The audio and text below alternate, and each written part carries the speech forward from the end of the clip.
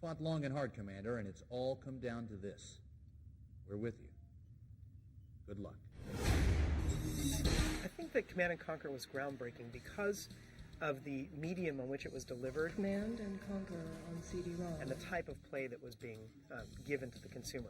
The first time I saw Command & Conquer was at E3. I had walked into the Westwood booth, and the first thing I saw was this in-game pre-rendered cutscene of this AWACS plane crashing into kind of a minaret, a tower, and exploding into a ball of flame. It was only 4 or 5 seconds, but just that one clip had me. I didn't know what kind of game CNC1 was. I didn't care what kind of game it was. I just knew I had to have it.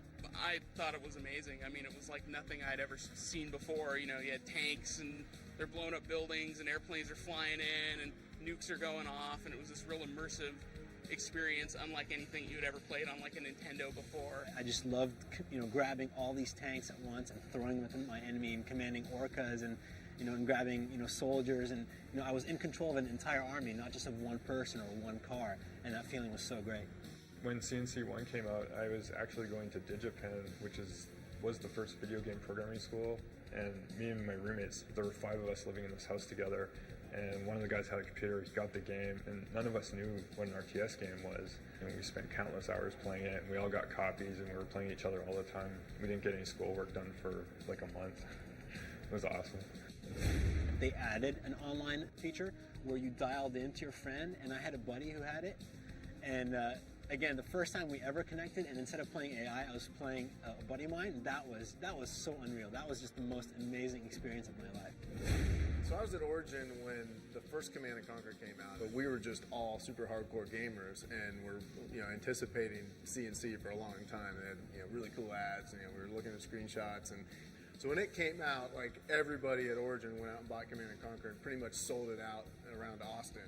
And I would say it was only about 2 weeks later that we had our own official tournament for Command & Conquer, multiplayer tournament, and it was awesome. I mean, we had like an MC, all the development teams, marketing, everyone was in there playing, and it was actually the first time in my at that time short career in gaming where I actually saw the whole studio rallying behind a game that we didn't even make.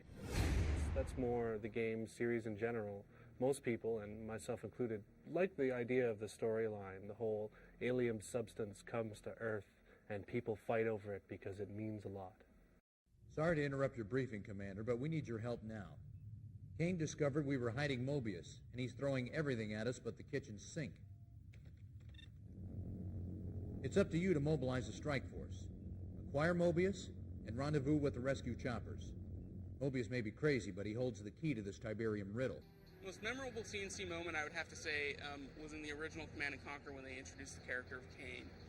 You had been taking your orders from this guy named Seth for like half the campaign, and he was getting sort of jealous of your success, and then all of a sudden he was being really nice to you, and you weren't quite sure why, and he brought you in on this plot to sort of attack America and do this behind Kane's back, and this guy, this bald, mean-looking dude in this black shirt sits down, and he's like, "Hey, I'm Kane, I'm the boss, and you're working for me now."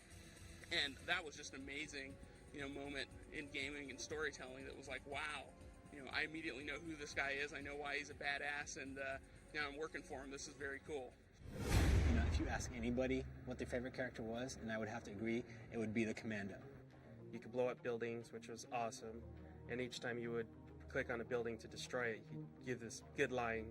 He'd say, "I got a present for you." I got a present for you with the C4 and one-hit kills on structures. That was, he was so full of character, and he was a great unit. Back then, there really weren't a lot of games that allowed you to compete with each other, and it wasn't just about like reflexes. It was about strategy and when to build your forces, when to attack, when to focus on your economy. So it was just brilliant. So we created the Covert Operations to make individual missions that you could pick out one at a time, not in a story, and that were really hard. And at the end of the day, some of them we felt were nigh impossible. But it turns out that within hours, people had beaten most of them, if not all of them, and within days we had many people that had completed all of them. So I think that maybe we thought it was a little harder than it really was.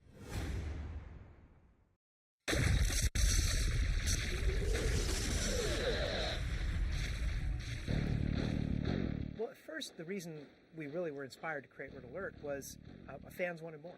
People wanted more Command and Conquer, and we clearly couldn't put the kind of number of years into the product to sort of start from scratch and build a whole new thing.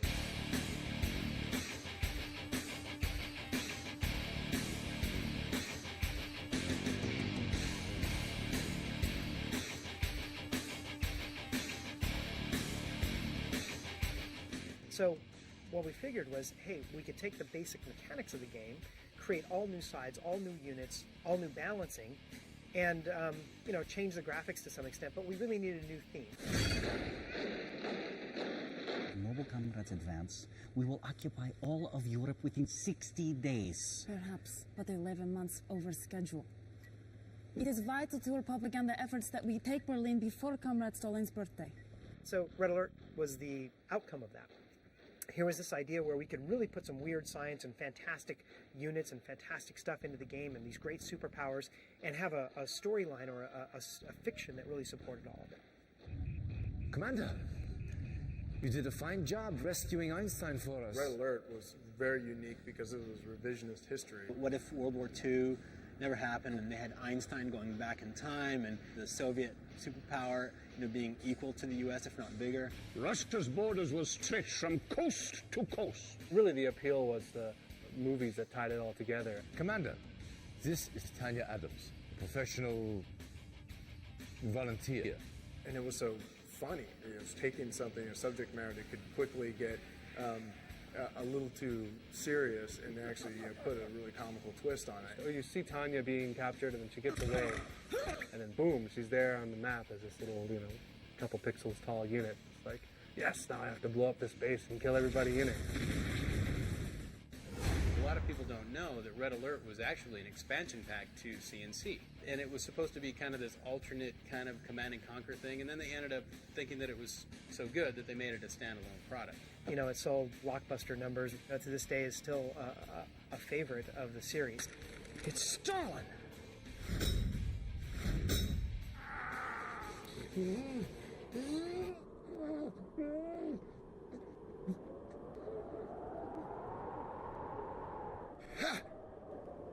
Well, after we had finished Red Alert, once again, we were in this position where it looked like it's going to be a long time before we do our next product. And in fact, we had decided to start over and to build a new engine from more or less scratch to build the next Tiberium game, which became Tiberian Sun.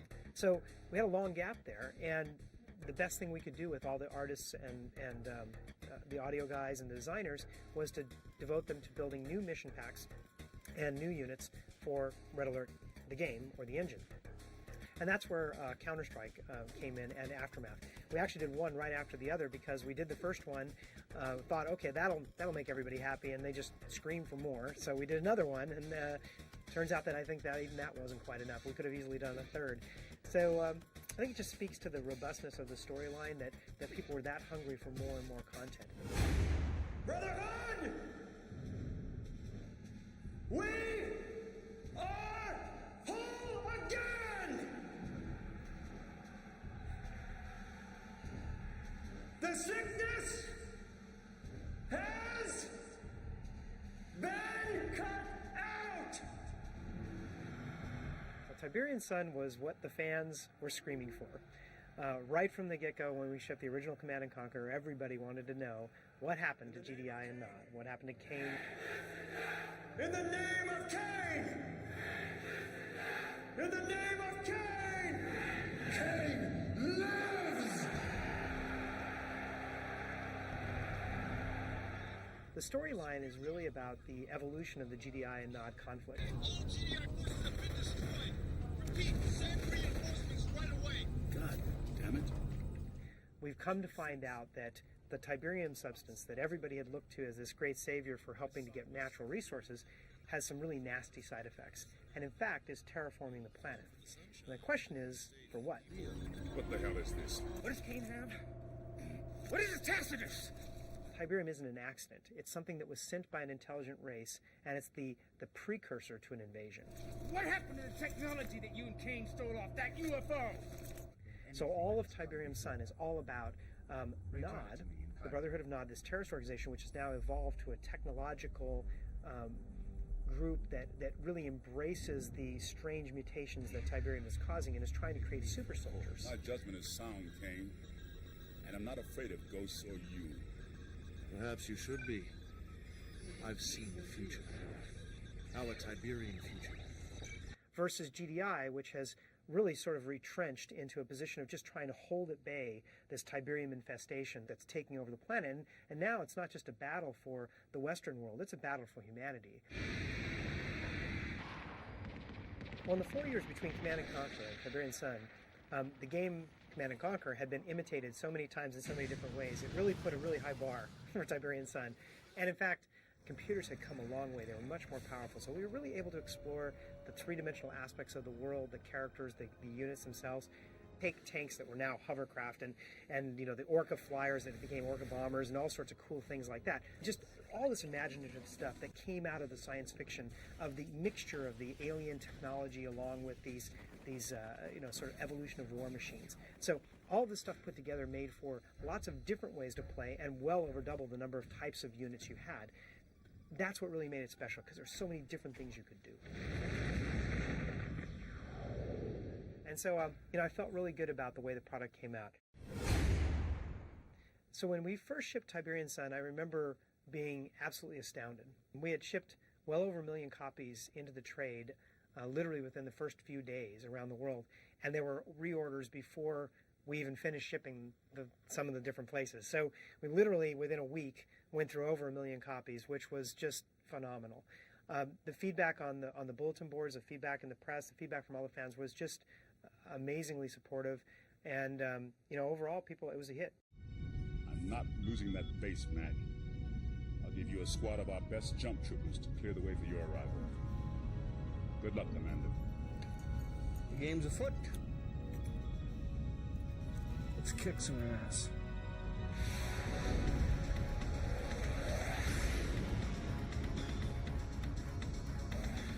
So as we finished up Tiberian Sun and we were working on our next product, and which ultimately became Red Alert 2, we really wanted to make sure that the expansion pack on this product did something a little different. So we added a third side through the expansion pack, which was the first time we actually had done that, and that side was Cabal. Here was this artificial intelligence created by Kane, and really was supposed to be like a master control computer that would help him wage battles, but it became sentient and ended up running the show all on its own. So here was this strange allegiance between Nod and GDI, who were bitter enemies, but recognizing that this thing was actually more dangerous and potentially more damaging than either one of them could be. So they had a sort of very strange and brief alliance to try to put down Cabal. And it made for a great storyline in Firestorm, and some of the missions were the most exciting and the most challenging missions of any of the mission packs ever made for a Command & Conquer game. Mr. President, I'm afraid we have a heck of a situation down here. According to NORAD, we've got Soviet aircraft coming at us from all directions and ground troops pushing up through Mexico. You're throwing everything you've got at us. Listen very carefully. I am not your pet, Mr. President. You know, we'll retaliate. Oh, don't be so sure, Mr. President.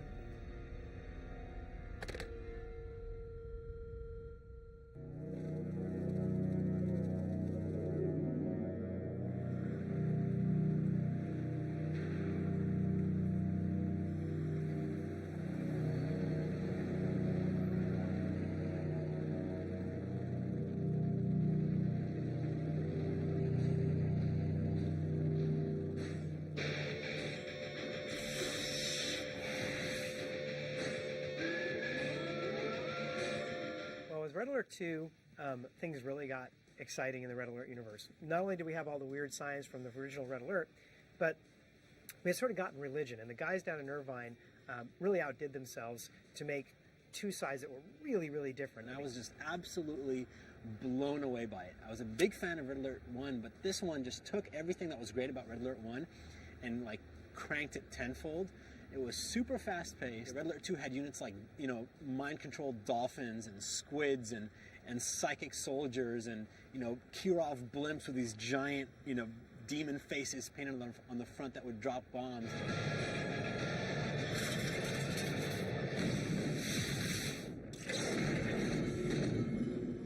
It was just over the top, total B-movie, hammy acting, but it was hilarious. It was great. We really wanted it to be a light, fun type of game rather than a really serious sci-fi bent. Congratulations, Comrade General.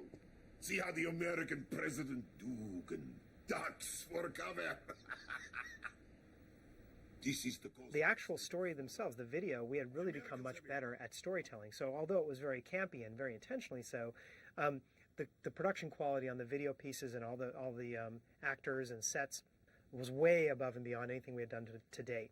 The characters that they got were unbelievably funny, and they were overacted in such hilarious ways. The costumes were phenomenal, the sets and props, etc. And they're just such a signature CNC moment. Please stand by, Commander. We have an incoming broadcast from General Carville at the Pentagon. I hope you're rested and ready, Commander, because as of 0800 hours, you are in control of every satellite, base, tank, airplane, enlisted man, woman, and child in the eastern United States. I remember, playing through the single-player missions and just trying to get to any clips of Tanya. General, I hope the commander is up to speed because we don't have time to waste. I'm sure Tanya has every confidence in you, Commander. Oh, you're sure? Well, it's not. She always became my favorite character, and I think it was the first time she said in Letter 2, she's like, I got a present for you, and then she, blows up a bunch of soldiers in front of her, and I thought that was the coolest thing ever. Yeah, Tanya, I mean, she's sexy, she's hot. If we don't move fast enough, we'll all become slaves to Roman. The CNC community just goes, goo goo gaga over her. There's nothing worse for a soldier. Lose her mind. It played so well. The pacing was so well done. It was so fast-paced. All the units were, as close to perfectly balanced as possible. I remember Mark talking about designing high, making sure that all of the game elements really had huge impact. So explosions were never small; they were always big. And a unit wasn't a little bit better; it was a lot better than the last one. Rhino tanks didn't get a bit better with veterancy; they got 3 times better. And all of this really combined to make this sort of frenetic game experience that just exploded onto the screen. This series was all about making decisions in a clutch. And the faster we could make people play, the more we forced them to make decisions with imperfect information and without a lot of time to sit down and ponder it. You either make a decision or you die. Right from the very first moments of Red Alert 2, you knew this was going to be a game that was just going to grab you by the throat and drag you through it. And that's exactly what it did. It was such a good game. I fell in love with that game the moment I saw it. And, to this day, it's my favorite CNC game of all time. Red Alert 2 was, I still think to this day, one of the best strategy games ever made. And it was just, this quirky, campy, fun universe tacked onto this just amazing gameplay.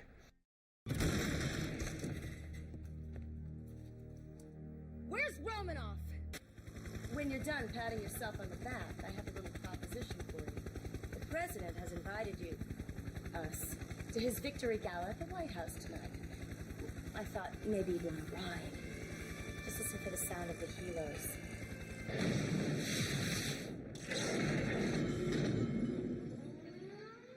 Is it done, Yuri? No, Comrade Premier. It has only begun. We are now at DEFCON 2. What the devil is going on, Lieutenant? He surfaced, Mr. President. I'm sure you all recognize this man.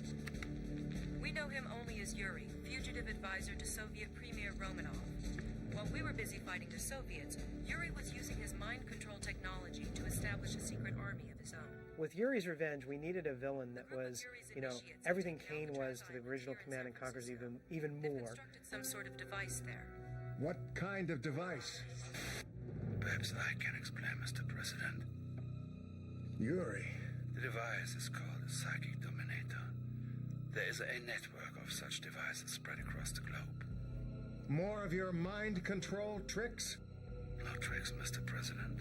In a few moments, I will unleash a tidal wave of psychic energy designed to dominate the minds of an entire planet. There will be no more Free will. Only my will. Yuri. This Yuri is going down. We take care of traitor Yuri. Udo Kier, very well-known German actor, really got into the character and did a phenomenal job of bringing Yuri to life. I fear you are out of time. And to this day, he becomes one of the most iconic characters in the entire Command & Conquer universe. Be one. With the addition of Yuri's Revenge to Red Alert 2, I think really the Irvine team pretty much perfected real-time strategy in its time. Yuri's Revenge added a third side that was yet again completely different from the other two sides. So everyone was kind of mind controlled or had slaves, and that was the side that was the most filled with the most personality. You could explore your character of how you would do your strategy in totally different ways, and these units could combine. The IFVs could actually, you could take one unit and stick it inside another unit and change its functionality, and there were so many different possible combinations that it felt like you were constantly discovering new units that could be used in the battlefield.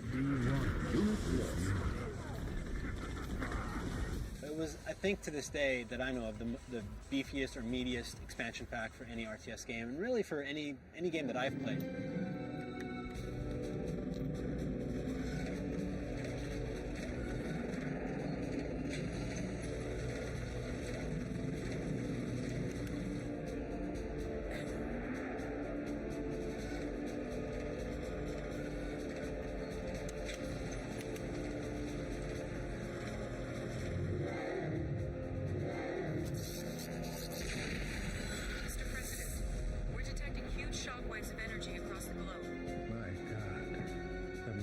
Really going to do it. May God help us all.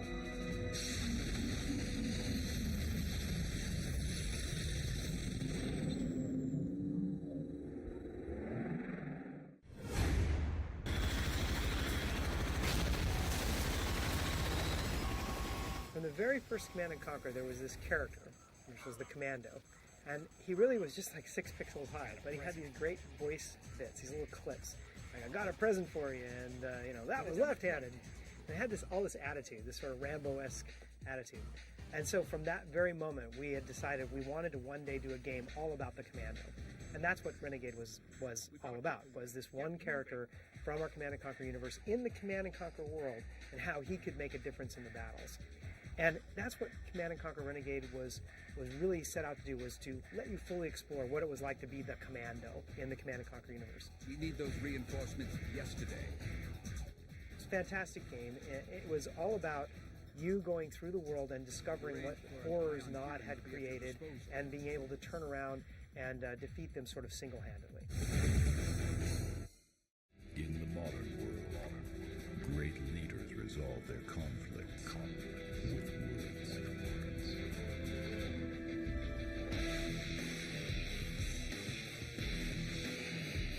Deadlock launcher.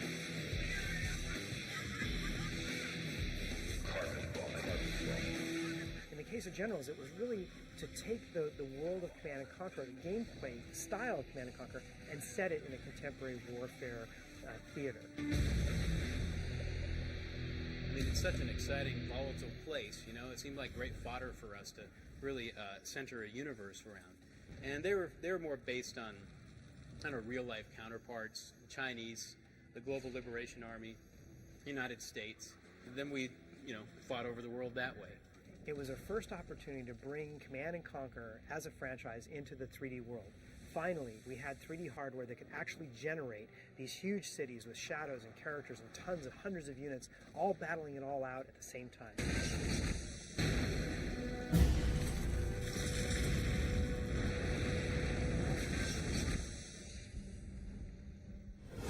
My job, you get these assistants, and then we had this kind of brand new one, this green guy wanted to help everybody, right? During the development process of Command & Conquer Generals, specifically during the last couple months, everyone would drop what they were doing at the end of the day, and we would play the game in multiplayer mode against each other. We always have tournaments between each other to see who's the best, 1 versus 1 and 2 versus 2 player. The lowly QA tester at the time. I was playing against one of the game's senior producers. We have this intense competitive nature amongst the team. It was a real competitive game, but at a certain point, I sort of turned the corner and started to take him out. And we were in the tournament, and I thought it would be great to just page him while I was playing against him. Next thing I know, I hear him on the intercom system of the building saying, "Amir Rahimi, please report to my office." Of course, I'm playing him at the time. So I drop the game, run upstairs, see what he wants, and without taking his eyes off of the screen, he barks some mundane task that he wants me to do the next day, and by the time I get back to my computer, half my face is gone. Generals was kind of cool because it was the first time you really got to play with sort of modern military hardware. Had a twist, of course, but to play with those kinds of toys in a big RTS setting, that was really the first time that had been done well. It was so compelling to us that we decided to really try to tell the entire story from the point of view of the game engine. And that was what was when Sage was created, the actual game engine that we still continue to evolve to this day. Well, with 0 Hour, Generals really came into its own. Not only was this expansion pack full, chock full of new units, new missions, all sorts of new tactics, all sorts of new things, and some really great graphical advances. In addition to all of that, you have these characters, these generals that you could play a role as. When we started making Command & Conquer General 0 Hour, it was just going to be a pretty standard expansion pack. We were going to add a few units to it and put some new campaign missions in there, and then just do a few general feature improvements. As we started into that, the designers started playing around with some of the unit files and found that you could take pretty much any one of our units and do some pretty simple mods to them, taking features from other units and make a completely new unit. So you could take a tank and suddenly have it shoot a laser or shoot a projectile that would explode in a big field of toxins. And so the actual characterization of your forces was a reflection of the general's style. And so when you were playing against a particular type of general, you really knew what kind of tactics and strategies they might use. So there would be a stealth general, and there would be a toxin general, and a laser general. And we took all those generals and kind of strung together a campaign called General's Challenge, where you would face each of them. That campaign allowed us to kind of go back to that Red Alert 2 days of a little bit craziness, a little bit of campiness. Our audio guys really did a fantastic job of going in and creating these great personalities such that the Toxin General, while you were fighting him, was kind of taunting you with this creepy voice. You will come for the Toxin, but you will stay because you're dead. And the Stealth General had this really, kind of sneaky, quiet, evil voice to him. You didn't need those troops anyways. So that added a lot of personality to the game, and I think that was a really great feature that made that an awesome expansion pack. Without that, it would have been a full expansion pack. With that, I mean, it was almost a completely new product. Overall, I'm a big fan of all the CNC games, but I've probably had the most fun playing 0 Hour. It was never meant to be, General. Goodbye.